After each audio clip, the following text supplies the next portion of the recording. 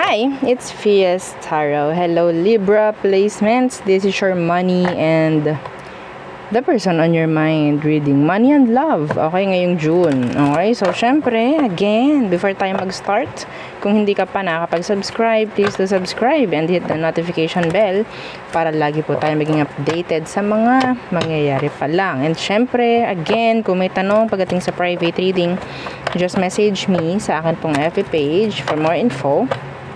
Ganun din po ha, pagdating sa ating mga items ha.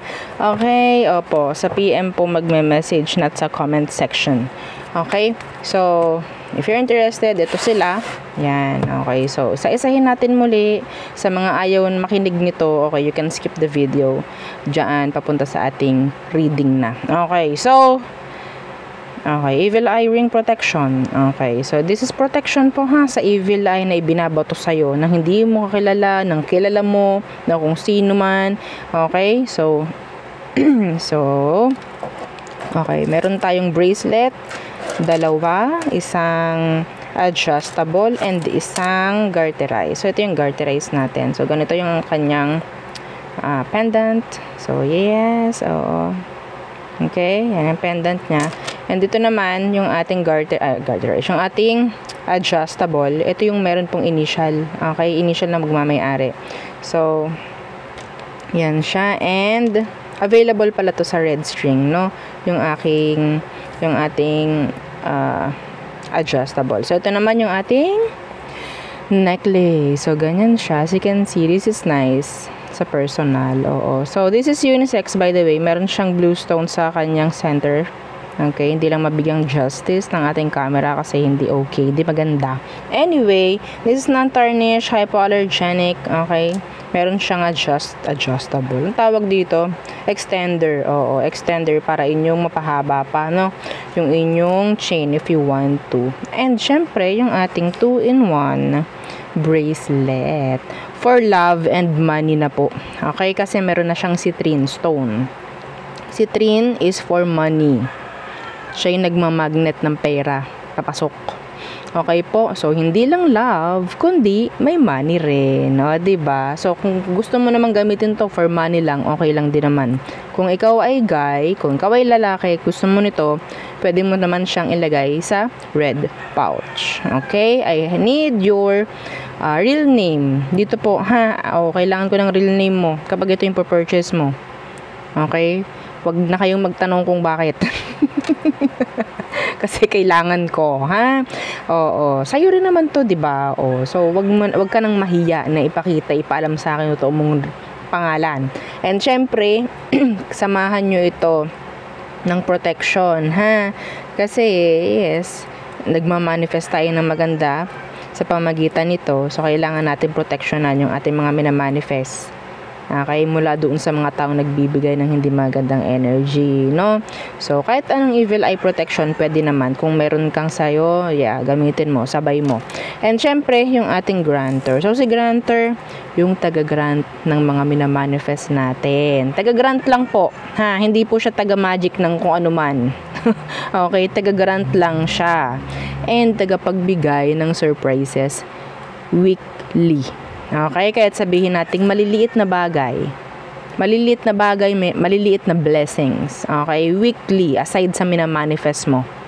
Okay, yun si grantor. So, this is unisex and made to order po ang grantor necklace natin, ha. This is the front and the back. Okay, so meron siyang acrylic, para siyang may glass. Okay, as you can see, wala po kayong makikita nitong iba, ha. Kasi ako lang yung gumawa ng design. Okay, so customize.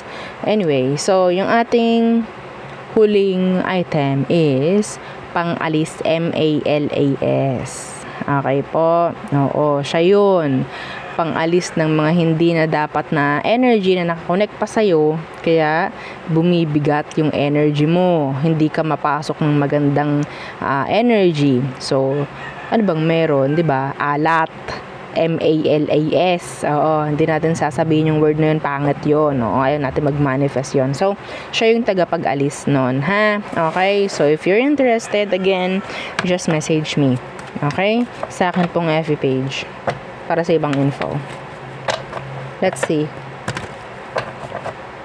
Okay, for Libra. This is for the month of June. Anong meron? So, sa ano muna? Sa money. Libra placements. What's for you? Pagdating sa kaperahan, in general. Could be advice or mensahe. Parang ganyan. Whether sa trabaho mo, business mo, yan. Okay? So, what's, the message for our Libra placements pagdating sa kanilang money in general. So, we have here the 7 of Swords. The World.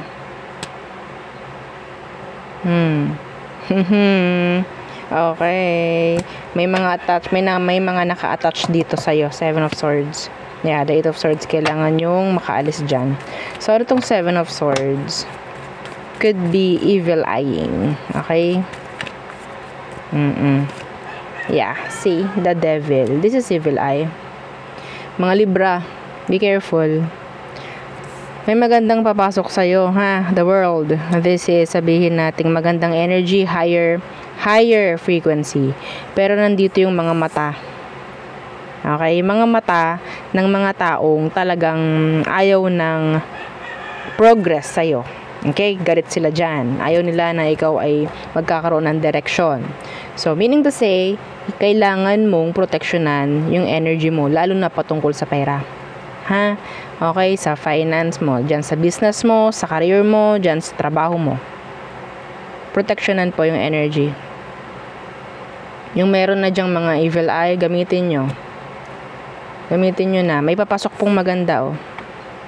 Okay? May papasok na magandang energy in general, patungkol sa pera. Okay? I don't know if this is talking about merit or increase. Okay? So, protectionan nyo na. Ngayon pa lang. Okay? So, what else?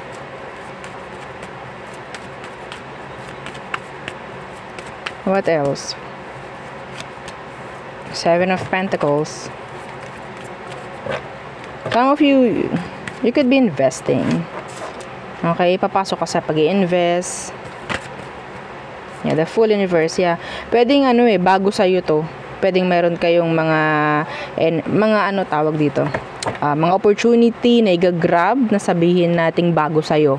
Okay, yeah, this is too risky. Pero, i-grab nyo pa rin. Okay? Days of Cups universe. Anyway. So, ano tong 7 of Pentacles? What's with this? New account. May narinig ako new account. Yeah, justice. So, may nakikita akong pirmahan. Projects. Okay?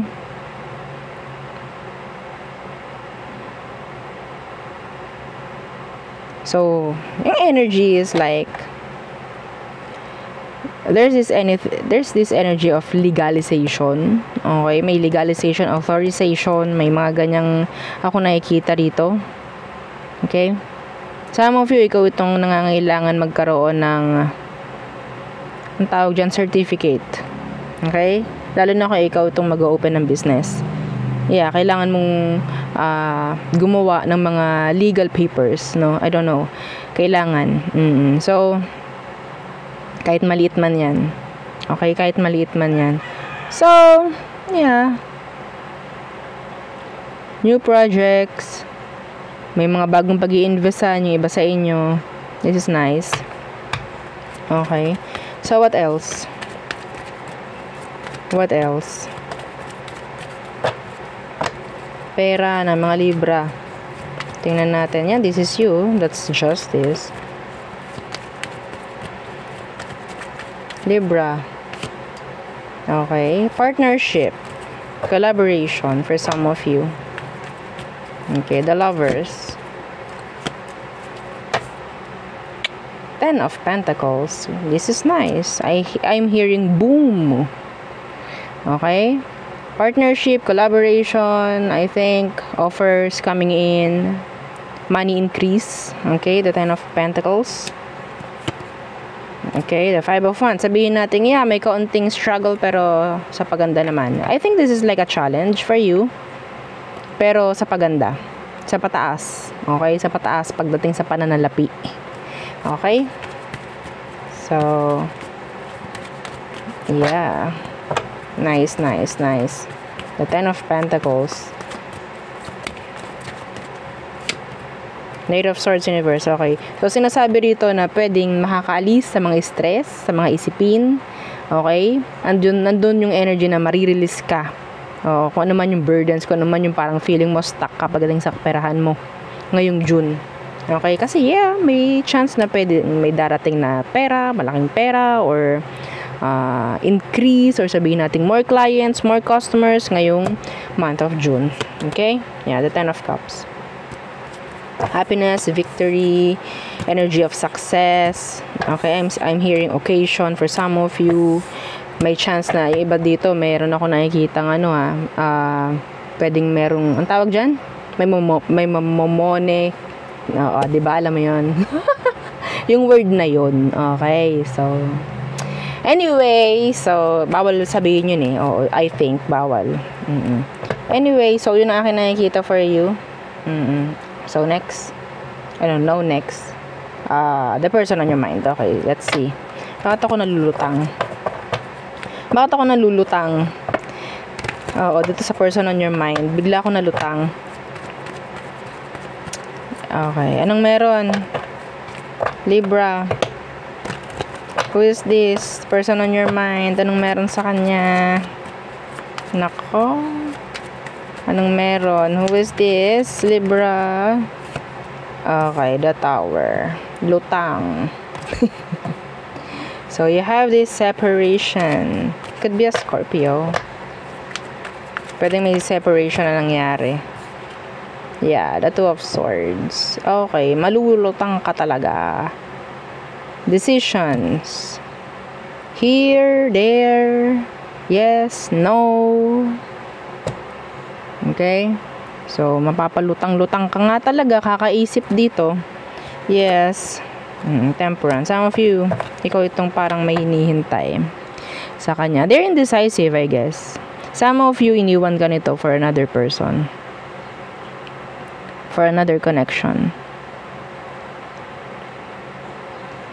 They have choices. They have options. Okay?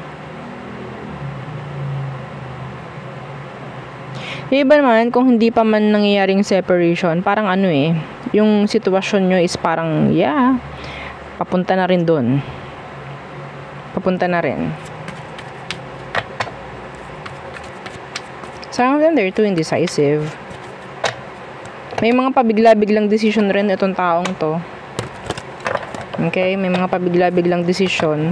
Sa tingin ko, parang hindi ka parang kinukuhaan ng opinion parang siya lang yung dumidesisyon ng kanya, some of them.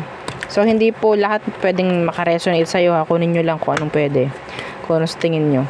So, anong situation nyo ngayon, aside sa ganito? Ano pang sitwasyon? Ano pang meron? Kailangan mong malaman, Libra. The Ace of Swords. Okay. The Ace of Swords. Kailangan ng opinion mo dito. Kailangan ng side mo. Okay, kailangan ng side mo, hindi pwedeng siya lang.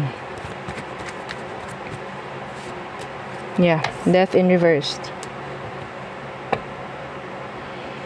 Death in reversed.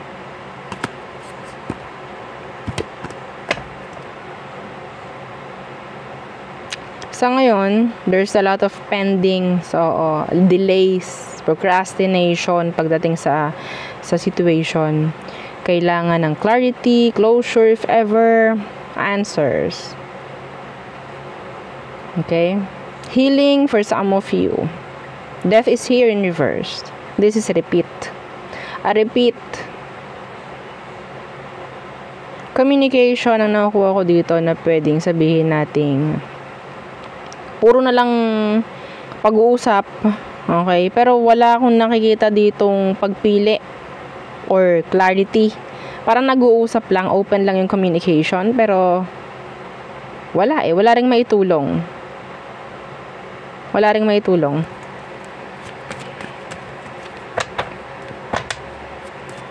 Anong emosyon niya for you, Libra?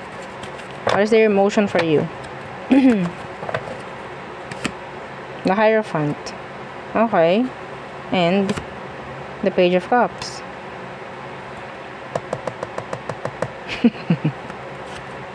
The Ace of Pentacles in reverse. Some of you, you're both mirroring each other. You're both mirroring each other.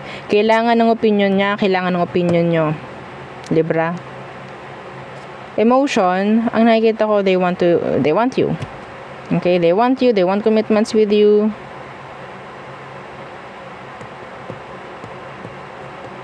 Yun nga lang, parang meron ditong hindi may execute. Yung energy ng situation is hindi mai-level up. It's like stagnant. Stagnant, nasa level 1 lang. Or maybe talking stage, I think, some of you. Hindi mai-level up sa, sabihin nating kayo na. Or, I don't know. Okay? Ay, nako, buhay. So, ano ba ang next action niya sa'yo? Para mabigyang linaw na. The Devil. The Nine of Swords in reverse. The Empress. I am hearing bigla ang decision coming from them. Bigla ang decision. And I think, para itong kapit patalim. Yes. They want you, Libra. I think they want you. They need you. Some of you, may chance na gugustuhin itong magkaanak kayo. Parang yun na lang yung nakikita niyang way. Para magkaroon kayo ng commitment sa isa't isa. Oh no.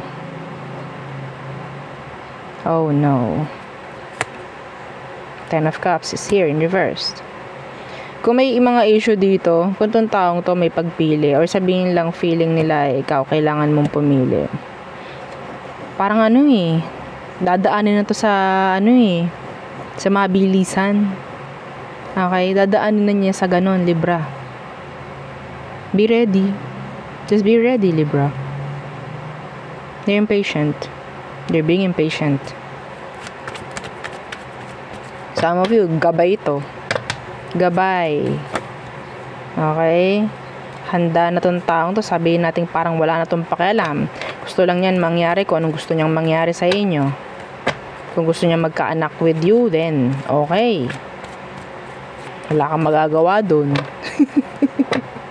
Meron ba? Meron ka bang magagawa? If ever, mag-positive ka. Wala tayong magagawa. Gusto ka niya. Yun nga lang, hati Hati. Or may pag-avoid. Some of you, kung meron ditong parang kauntian lang nakayembot is laglag na sa separation, meron siyang nakikitang isang paraan para hindi kayo mag-split talaga. Okay? Yun is magkaroon ng anak. This is so specific. I'm reading for someone here. I'm reading for someone. Okay? Yun lang nakikita niyang paraan dito. Magkaanak kayo. Para tong obsessed. Yung person mo, Libra, they're obsessed. They are obsessed. Ano ang advice for you? Okay, the Page of Swords in reverse. Maging mapagmatsyag ka. Okay, maging mapagmatsyag ka. Matalino. Dapat maging matalino ka. Curious ka dapat sa paligid-ligid. Yeah, the Knight of Pentacles. Okay. The King of Swords in reverse. Dapat alam mong plano nitong isa Dapat alam mo. Dapat aware ka sa paligid. Dapat aware ka. Six of Pentacles, Justice, the Queen of Pentacles. Yeah, they want you pregnant. Some of you, they want you pregnant.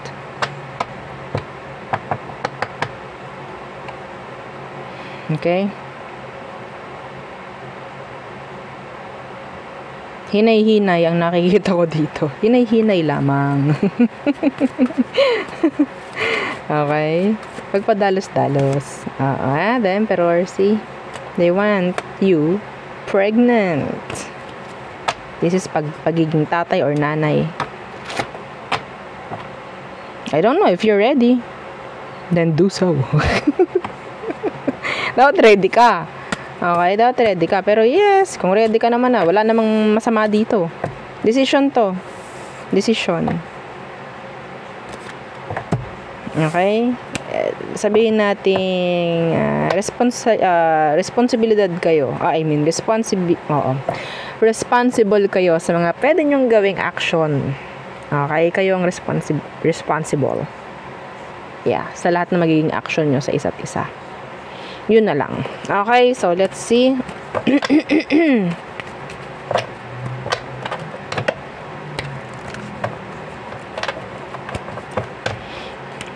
Aries through Pisces for you, Libra.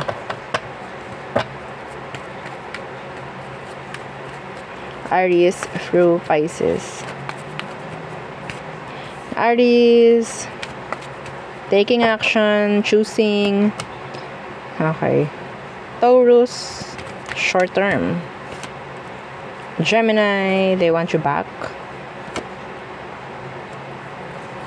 Cancer, they're dropping you. Andun yung energy na parang surrendering. Leo, gusto na makipag-ayos. Virgo, they're interested. They like you actually. They want to level things up.